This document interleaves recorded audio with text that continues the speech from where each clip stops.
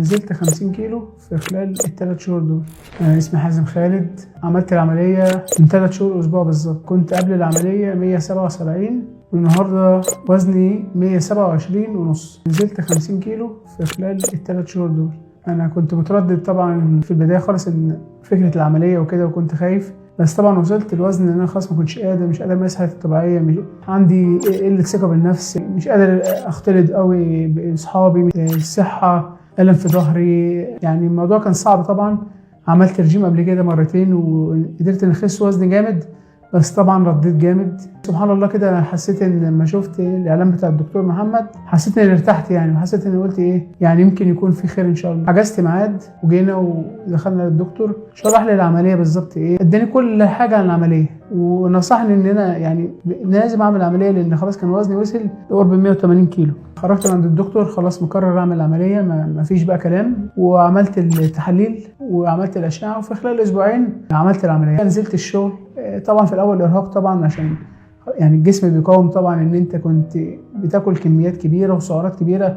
مش تعبان انا حتى جهاز الالم تسكين الالم يعني ما خلصتوش كله، يعني يعتبر ما خدتش ربعه. مش الم ان انا الم العمليه، لا خالص بصراحه، العمليه نفسها مش مؤلمه خالص. بس بعد ما نزلت الشغل عدى اسبوع، عدى شهر، جيت تابعت تاني مع الدكتور، لقيت نفسي نزلت ما شاء الله في اول شهر تقريبا 20 كيلو.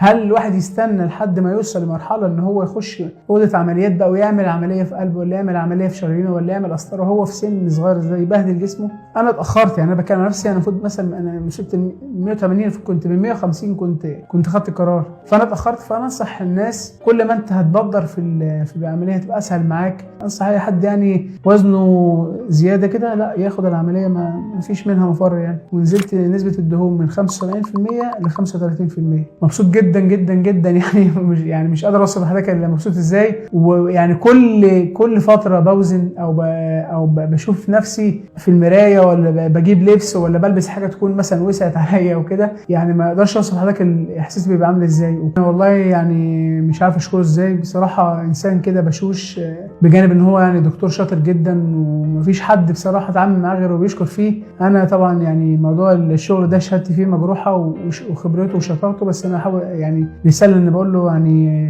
تسلم ايدك يعني، وانا مبسوط يعني، وبشكر ربنا طبعا قبل اي حد، وبعد كده الدكتور محمد اللي هو السبب الحمد لله انا فيه دلوقتي، وان بقيت مبسوط في حياتي. الاول ما كنتش مبسوط بصراحه.